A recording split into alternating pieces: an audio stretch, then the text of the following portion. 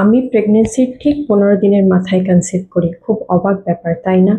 কে কি বলল না বলল, কারণ নাম আমি এখানে মেনশন করতে চাইবো না, কারণ বেশিরভাগই সব নিজের লোক ছিল।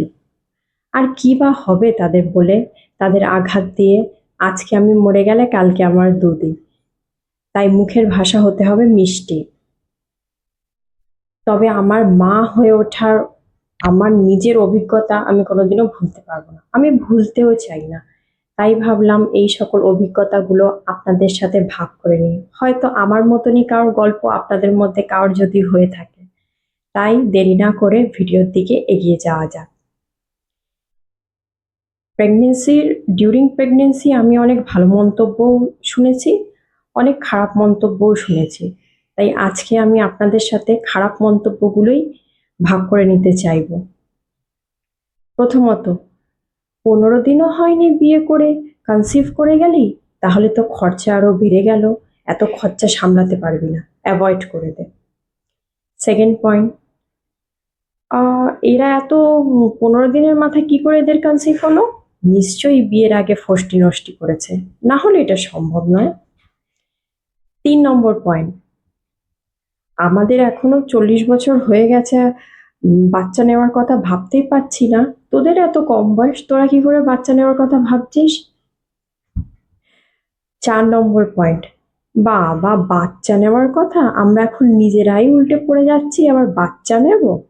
তোদের সাহস আছে, ফিনান্সিয়ালি তাহলে স্টেবল তোরা, ওই জন্য বাচ্চা নেওয়ার কথা ভাবছিস।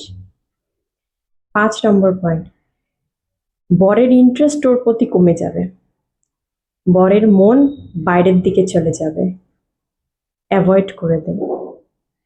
স্বামীকে না বলে অ্যাভয়েড করে দে, স্বামী বুঝতেও পারবে না, তোর কোনো দোষও থাকবে না। 6 নম্বর পয়েন্ট, আর বিয়ের পর এনজয়মেন্ট করা হলো না। বিয়ের পর কি মজা সেটা তোরা আর বুঝতেও পারলি না। হাজবেন্ড তো আর তোর দিকে লক্ষ্য করবে না, তার তো মন বাইরের দিকে চলে যাবে, কারণ তুই এখন প্রেগনেন্ট। এইসব চিন্তা ভাবনা বাদ দে, অ্যাভয়েড করে দে। এই সকল মন্তব্যগুলো শুনে না, জানেন তো, একবার হলেও না আমার মনে হয়েছে যে অ্যাভয়েড করে দিই।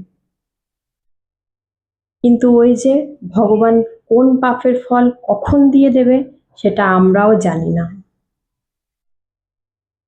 আর বন্ধ্যাত্ব, ইনফার্টিলিটি আমি খুব কাছ থেকে দেখেছি, দেখছি, আর ইন ফিউচার দেখতেও পাবো। আমার হাজবেন্ডও দেখেছে, নিজের কালিগরা তার কাছে মাথা ঠুকরে ঠুকরে কাঁদে। কাউকে 7-8 বছর হয়ে যাচ্ছে, বেবি হচ্ছে না। তাই এইসব কথা মাথায় রেখে আমি ওকে রোজ আমার গর্ভে অনুভব করেছি। আমি এখনো ওকে অনুভব করি, তবে গর্ভের বাইরে অনুভব করি। আমি ওকে ছুঁতে পারি, আমি ওকে স্পর্শ করতে পারি, আমি ওকে আদর করতে পারি, আমি ওকে খাইয়ে দিতে পারি।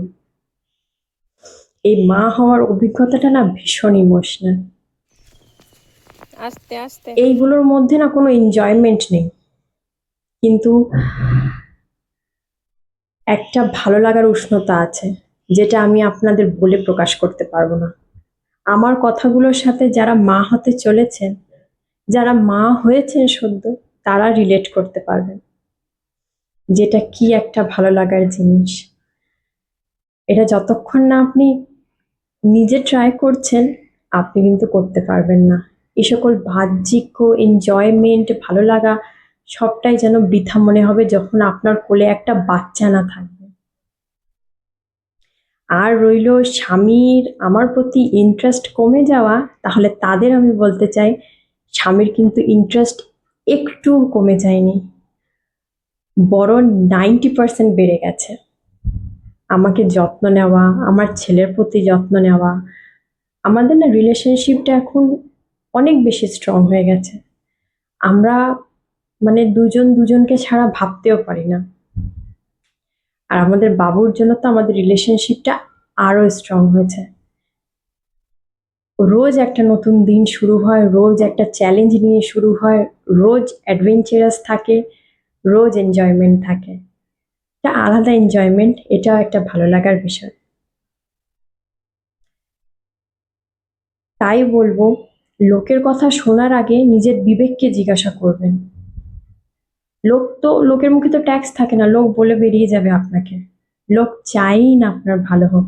আপনার যখন ভালো হবে না, তাতে ওদের জ্বলবে, আর ওতেই আপনার ফুলবে। আর তা বাচ্চা তো ভগবানের দান বলুন, আর আমার বাচ্চারা তো আমার ভোলে বাবার দান। তাই বলবো, লোকের কথা শোনার আগে নিজের বিবেককে জিজ্ঞাসা করুন কোনটা ভালো কোনটা খারাপ।